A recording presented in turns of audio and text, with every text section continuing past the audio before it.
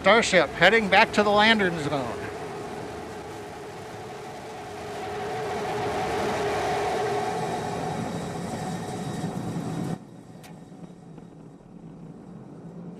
We've had the first nighttime landing and recovery of the four.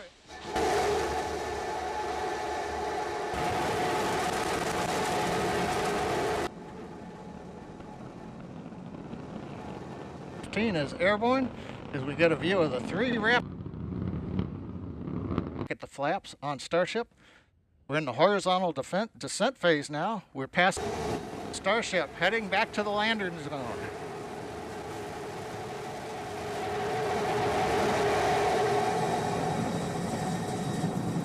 You may be able to see water going on the pad from the water cannons. But again, Starship fully launched it from our facility in South Texas.